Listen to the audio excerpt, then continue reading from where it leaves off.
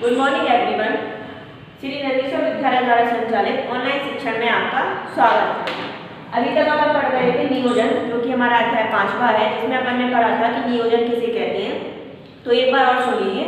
नियोजन का मतलब ये होता है किसी भी व्यवसाय के संचालन के लिए भविष्य में बनाई गई योजनाएं, जिसके द्वारा हम अपने व्यवसाय को और भी बेहतर तरीके से कर सकते हैं, मतलब प्री प्लानिंग के तहत, उसको हम कहते हैं नियोजन। अब अपन ने इसको पढ़ा था नियोजन की विशेषताएं, महत्व क्या होते हैं, उसकी सीमाएं क्या होती हैं। अब अपन पढ़ते हैं कि नियोजन के प्रकार कौन कौन सी होते हैं, अतः उसमें कौन कौन सी चीजों को सम्मिलित किया गया है। तो सबसे पहले होता है इसमें लक्ष्य, फिर व्यूहरचनाएं, फिर उद्देश्य, फिर नीतियां, फिर कार्यविधियां, तरीके, नियम, बजट और कार्यक्रम। तो सबसे पहले हम देखते हैं कि लक्ष्य किसे कहते हैं। तो लक्ष्य का मतलब होता है परिणाम जिन्हें हमें प्राप्त करना है, यानी कि किसी भी प्रकार की संस्था होती है, वो सामाजिक है, धार्मिक है, राजनीतिक है, किसी भी प्रकार की संस्था है, उस संस्था का कोई ना कोई अपना क्या होता है, लक्ष्य होता है, जहाँ तक उसे पहुँचना है। जैसे कि आप पढ़ाई क्यों कर रहे हो, क्योंकि आपको उसका परिणाम प्राप्त करना है। तो लक्ष्य का सीधा सा मतलब होता है परिणाम जिन्हें हमें प्राप्त करना है। अब प्रबंध के जितने भी कार्य होते हैं, वो चाहे नियोजन हो, संगठन हो, नियुक्तिकरण हो, संप्रेषण, अभिप्रेरण, प्रत्येक स्तर पर लक्ष्य का होना जरूरी है, क्योंकि अगर लक्ष्य नहीं होगा तो हमारा उस कार्य को करना ही व्यर्थ हो जाएगा। यहाँ पर पढ़ाने का उद्देश्य क्या है, लक्ष्य क्या है, ताकि आप अच्छे से घर पर बैठकर स्टडी कर सकें। आपका पढ़ने का उद्देश्य क्या है, ताकि आप अच्छे मार्क्स को प्राप्त कर सकें। वैसे ही संस्था में क्या होते हैं, लक्ष्य होते हैं, मतलब कि वो परिणाम जिनको हमें प्राप्त करना है, उनको कहते हैं कि वो लक्ष्य है। दूसरी चीज होती है व्यूहरचनाएं। व्यूहरचना जिसको इंग्लिश में अपन कहते हैं स्ट्रेटजी। अब इसका मतलब क्या होता है, जैसे कि कोई व्यवसायी है, सभी व्यवसायी क्या करते हैं, अपनी अपनी अलग व्यूहरचनाएं बनाते हैं, अपनी अपनी अलग रणनीति बनाते हैं, ताकि वो आगे आने वाले व्यवसाय में क्या कर सके, प्रोग्रेस कर सके। अब मान लीजिए आपका एक कॉम्पिटिटर है, आपकी कपड़े की दुकान है और आपका एक कॉम्पिटिटर है। अब वो मान लीजिए ऐसा कर देता है, मान लीजिए कभी कभी सेल लगा देता है, या फिर जो वस्तु की कॉस्ट है उससे थोड़ा कम, मतलब अपनी अलग स्ट्रेटेजी प्लान करता है, अपनी अलग व्यूहरचना बनाता है, जिसके कारण क्या होता है, उसे प्रॉफिट हो रहा है अपने व्यवसाय में। अब आपको क्या करना पड़ेगा, उससे बेहतर व्यूहरचना अपने व्यवसाय में अपनानी पड़ेगी, ताकि आप अपने व्यवसाय को क्या कर सके, और ही ज्यादा विस्तृत कर सके। तो व्यूहरचना का मतलब होता है किसी भी व्यवसाय को संचालित करने के लिए जो रणनीति बनाई जाती है, स्ट्रेटेजी प्लान की जाती है, उसको हम कहते हैं कि वो व्यूहरचना है। जितनी ज्यादा अच्छी व्यूहरचना होगी, आपका कॉम्पिटिटर आपसे उतना ही कम कंपटीशन कर पाएगा और आप क्या हो जाएंगे, उसमें अपने व्यवसाय को विस्तृत कर सकते हैं। अब उद्देश्य का मतलब होता है जो हमारे लक्ष्य है ना, जिनको परिणाम हमें प्राप्त करना है, तो उद्देश्य का मतलब होता है उन्हीं लक्ष्यों को प्राप्त करने के लिए जो क्रियाएं की जाती हैं, हम उनको क्या कहते हैं, उद्देश्य कहते हैं। तो वैसे लक्ष्य और उद्देश्य को अपन एक भी मान सकते हैं, लेकिन में थोड़ा अंतर होता है। उद्देश्य का मतलब होता है कि लक्ष्य की प्राप्ति करने के लिए जो क्रियाएं की जाती हैं, यानी कि जो व्यवसाय में लक्ष्य निर्धारित किए गए हैं, उनको प्राप्त करने के लिए जितनी भी क्रियाएं अपन करेंगे, उनको हम कहते हैं कि वो क्या है, उद्देश्य है। मतलब कि जैसे कि आपके व्यवसाय का उद्देश्य है 10 लाख रुपए कमाना है। अब 10 लाख रुपए कमाना हो गया आपका लक्ष्य, और 10 लाख रुपए कमाने के लिए व्यवसाय करना पड़ेगा, सेलिंग करनी पड़ेगी, प्रॉफिट कमाना पड़ेगा, तो वो सारी क्रियाएं क्या कहलाएंगी, हमारा उद्देश्य कहलाएंगे। अब उद्देश्य भी कितने प्रकार की होती है, 4 प्रकार की होती है, अल्पकालिक, दीर्घकालिक, प्रमुख और गौण। अब अल्पकालिक तो जैसे नाम से ही स्पष्ट है, जो कि कम समय के लिए हमारे उद्देश्य निर्धारित किए जाते हैं, जैसे कि 1 वर्ष के लिए, 2 वर्ष के लिए। अब अल्पकालीन उद्देश्य मुख्यतः आता है हमारे ग्राहकों से संबंधित होता है, आपूर्तिकर्ताओं से संबंधित होता है, क्योंकि जो एक ग्राहक होते हैं वो किसी भी व्यवसाय की रीढ़ की हड्डी मानी जाती है, क्योंकि अगर व्यवसाय में ग्राहक नहीं होंगे तो आपका व्यवसाय विस्तृत नहीं हो पाएगा।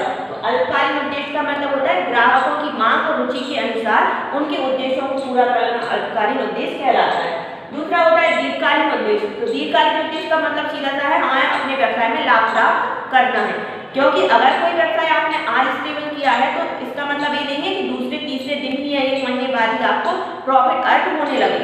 अब प्रॉफिट अर्न होने के लिए आपको बहुत 2 साल भी लग सकते हैं, 1 साल भी लग सकते हैं, 6 महीने भी लग सकते हैं। तो दीर्घकालीन उद्देश्य का मतलब होता है व्यवसाय में लाभ को कमाना।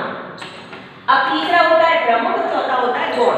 गौण का मतलब ये होता है कि ऐसे उद्देश्य जिनको हम थोड़ा ध्यान में नहीं देते हैं। तो गौण उद्देश्य का मतलब होता है पूरे संगठन और प्रबंधन से संबंधित जो उद्देश्य निर्धारित किए जाते हैं, वो गौण उद्देश्य कहलाते हैं। और प्रमुख उद्देश्य में वापस से आते हैं हमारे ग्राहक, हमारे आपूर्तिकर्ता, हमारे इन्वेस्टर, जो भी चीज है जो व्यवसाय में प्रमुख भूमिका निभाते हैं, उनको हम प्रमुख उद्देश्य कहते हैं। अब हमारी आती है नीतियां।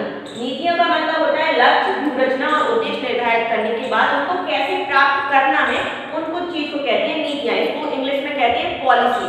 तो अब क्या होता है, प्रत्येक विद्यालय हो, धार्मिक संस्था हो, सामाजिक संस्था हो या राजनीति भी अपन देखते हैं तो सबकी क्या होती है, अपनी अपनी अलग अलग पॉलिसीज रहती है। कोई विद्यालय चाहता है कि अच्छा गार्डन बना दिया जाए, बच्चों को अच्छी अच्छी एक्टिविटी करा दी जाए, भले पढ़ाई के नाम पर वहाँ कुछ ना हो, तो वो उनकी एक पॉलिसी है कि बच्चों का डेवलपमेंट करना है तो उनका स्कूल चल जाएगा। कुछ स्कूल ऐसे रहते हैं जहाँ पर बच्चों की पढ़ाई पर ज़्यादा ध्यान दिया जाता है कि बच्चे मानसिक रूप से ज़्यादा विकसित हो। तो मतलब हर क्षेत्र की अपनी अपनी एक अलग अलग पॉलिसी होती है। वैसे ही व्यवसाय में नीतियों का मतलब क्या होता है, किसी भी उद्देश्य को प्राप्त करने के लिए जो नीतियाँ पॉलिसी बनाई जाती हैं उनको हम कहते हैं कि वो क्या है, नीतियाँ हैं। अब यहाँ पर नीतियाँ भी 3 प्रकार की होती हैं, आधारभूत, सामान्य, विभागीय। आधारभूत नीतियों का मतलब ये होता है जो किसी भी व्यवसाय को संचालन करने में प्रमुख भूमिका निभाती है। आधारभूत नीतियां मुख्यतः उच्च प्रबंधन के द्वारा ही तैयार की जाती हैं। मतलब किसी भी व्यवसाय को कैसे चलाना है, कौन सा कर्मचारी किस कार्य को करेगा, कितना कच्चा माल लाना है, कितना प्रोडक्शन करना है, वो सारी चीजें आधारभूत नीतियों के अंतर्गत आती है, जो कि कौन निर्धारित करता है, उच्च प्रबंधन। अब आता है हमारा सामान्य प्रबंधन। प्रबंधन के 3 स्तर होते हैं, वो मैंने आपको सेकंड चैप्टर में पढ़ाया था, उच्च प्रबंधन, मध्य प्रबंधन और निम्न प्रबंधन। तो सामान्य नीतियां कौन बनाता है, हमारा मध्य प्रबंधन बनाता है, मध्य स्तर बनाता है, जिनका काम क्या होता है, कर्मचारियों की कोई भी समस्या होती है उनके साथ डील करना, और उच्च प्रबंधन के जो आदेश होते हैं वो निम्न प्रबंधन को देना। उनको हम कहते हैं कि वो क्या है, सामान्य नीतियां हैं।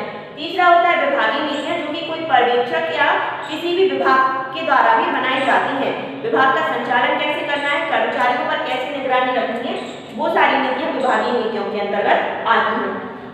अब यहाँ पर देख लीजिए नीतियों की क्या होती है, कुछ विशेषताएं होती हैं। सबसे पहले होती है उद्देश्य के अनुसार, यानी कि व्यवसाय के अंतर्गत जो उद्देश्य निर्धारित किया गया है, किसी व्यवसाय का उद्देश्य मान लीजिए लाभ कमाना हो सकता है, किसी व्यवसाय का उद्देश्य समाज की सेवा करना हो सकता है, सबके उद्देश्य क्या होती है, अलग अलग होती है। तो नीतियां क्या होनी चाहिए, जो व्यवसाय का उद्देश्य है उसी के अनुसार नीतियां बनानी चाहिए।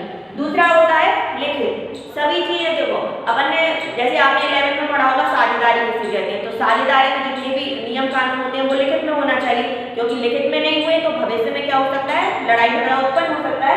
वैसे ही फर्म की नीतियां कैसे होनी चाहिए, लिखित रूप में होनी चाहिए, ताकि कोई भूल हो जाती है हमसे या कोई हमें लेखा जोखा करना है तो हम उसको लिखित रूप में देख सकें। तीसरी होती है न्यायोचित। इसका मतलब होता है कि नीतियां जो बनी है, कर्मचारियों के लिए बनी हो, प्रबंधक के लिए बनी हो, मध्य स्तर के लिए बनी हो, वो न्याय उचित होना चाहिए। ऐसा नहीं कि एक कर्मचारी के लिए अलग पॉलिसी है, दूसरे के लिए अलग है, जिससे आपका हित हो उसके लिए आप अच्छी पॉलिसी बनाते हैं और जिससे आपको दुश्मनी हो उसके साथ भड़ास निकाल देते हैं। तो न्याय उचित होना चाहिए, यानी कि संस्था के प्रत्येक कर्मचारी के लिए एक समान नीति बनानी चाहिए। विस्तृत वर्णन। इसका मतलब ये होता है जो भी नीतियां आपने बनाई गई है उनको विस्तृत रूप से समझाया जाए। ऐसा नहीं कि आधी अधूरी जानकारी दे दी तो कर्मचारी हो कोई हो उनको समझ ना पाए, तो विस्तृत वर्णन के साथ नीतियां विस्तृत बनाई जानी चाहिए। अब आती है हमारी कार्यविधियां।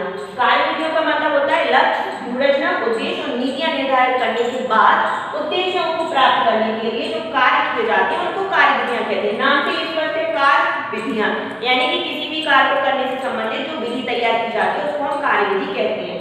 अब आते हैं हम तरीके की तरफ। तो तरीका मतलब होता है किसी भी चीज को करने का एक मतलब तरीका ही होता है, उसको कहते हैं तरीका। लेकिन इसमें क्या होता है, कार्यविधि के अंतर्गत संपूर्ण व्यवसाय के कार्यों को देखा जाता है और तरीके के अंतर्गत केवल एक ही प्रकार के जो कार्य होते हैं उनको किया जाता है। जैसे कि मान लीजिए कि इसमें सारे कामों को लिया जाएगा, जैसे क्रय, विक्रय, विज्ञापन, वो सारी चीजें, और केवल तरीके में क्या किया जाएगा, केवल एक ही प्रकार के, जैसे क्रय विभाग हुआ तो क्रय विभाग का काम होगा, विक्रय विभाग हुआ तो विक्रय का काम होगा, उसको हम कहते हैं कि वो तरीका है। नियम का मतलब होता है किसी भी व्यवसाय के संचालन के लिए नियम का होना बहुत ही ज्यादा आवश्यक है, क्योंकि नियम नहीं होंगे तो अनुशासन नहीं रहेगा, अनुशासन नहीं होगा तो मनमाने ढंग से काम होगा, और मनमाने ढंग से काम होगा तो कोई भी काम संपूर्ण नहीं माना जाएगा। इसीलिए व्यवसाय के अंतर्गत नियमों का होना आवश्यक है।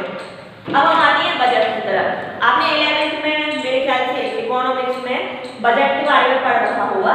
तो बजट का मतलब ये होता है कि भावी आवश्यकताओं के अनुसार एक अनुमान लगा लेना कि इतना पैसा हमारे व्यवसाय में खर्च होगा, इस क्षेत्र में हमें इतने कर्मचारियों की आवश्यकता होगी, इतने पैसों की आवश्यकता होगी, उस चीज को हम कहते हैं बजट। ताकि आगे आने वाले समय में जब हम काम करें तो उस बजट की रूपरेखा का उपयोग कर सके, ताकि भविष्य में कोई तकलीफ हमें उपलब्ध ना हो।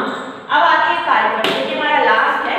कार्यक्रम का मतलब होता है किसी भी संस्था के कार्य को करने से संबंधित एक संक्षिप्त रूपरेखा बना लेना। जैसे कि आप इंग्लिश में बनाती हैं ना, समरी बना लेते हैं, बहुत आपको पैसेज दिया रखा होता है और उसकी शॉर्ट में समरी बना लेना ताकि हम उसको आसानी से समझ सकें। तो ऐसे ही कार्यक्रम होता है किसी भी व्यवसाय के कार्य में संचालन से संबंधित उसकी संक्षिप्त में रूपरेखा बना लेना ताकि हम सारे कार्यों को आसानी से समझ सकें। तो इस प्रकार हमने देखा नियोजन के प्रकार: लक्ष्य, व्यूहरचनाएं, उद्देश्य, नीतियां, कार्यक्रम, कार्यविधियां, तरीके, नियम, बजट और कार्यक्रम।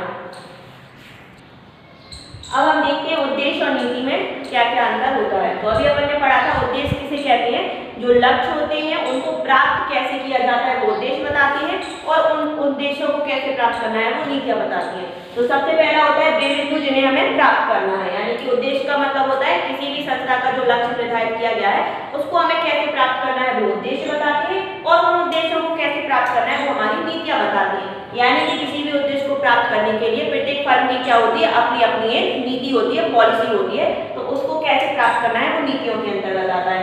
दूसरा निर्धारित करना क्या करना है और दूसरा है कैसे कार्य को किया जाए, यानी कि उद्देश्य में क्या निर्धारित किया जाता है कि कोई कार्य को कैसे किया जाएगा, यानी कि क्या करना है किसी भी फर्म के लक्ष्य को प्राप्त करने के लिए। और नीतियां क्या बताती है, जो किसी भी फर्म में जो लक्ष्य निर्धारित किया गया है उसको हमें कैसे प्राप्त करना है।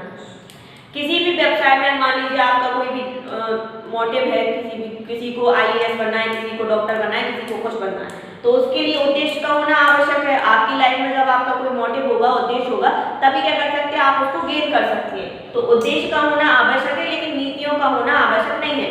अब मतलब कि अब डॉक्टर, वकील कुछ भी बनना है तो उसके लिए जरूरी नहीं है कोई पॉलिसी बनाई जाए।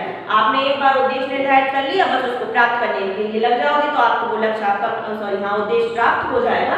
बट नीतियां बनाना व्यवसाय के लिए आवश्यक नहीं है। उद्देश्य जो होते हैं उसका क्षेत्र विस्तृत होता है क्योंकि किसी भी संस्था के कोई भी उद्देश्य या लक्ष्य होते हैं वो उसके उच्च प्रबंधन के द्वारा बनाए जाते हैं, जबकि नीतियों का क्षेत्र संकुचित माना जाता है क्योंकि नीतियां तीनों क्षेत्रों के द्वारा बनाई जाती है, यानी उच्च प्रबंध, मध्य प्रबंध और निम्न प्रबंध तीनों के द्वारा हमारी नीतियां बनाई जा सकती हैं। क्योंकि जब हमारे अलग अलग विभाग होगा तो अलग अलग विभाग के जो हेड होंगे वो अपनी अपनी नीतियां अलग तरीके से बना सकते हैं। इस तरीके से अपना चैप्टर हुआ कंप्लीट। इसमें और भी ज़्यादा डिफरेंसेस यानी अंतर दिए गए हैं, आप उनको घर पर रीड करिए और इस चैप्टर को अच्छे से रीड करिए। इसमें से हमारा ज़्यादा नंबर के क्वेश्चन आएंगे तो आपको हेल्प मिलेगी। Thank you.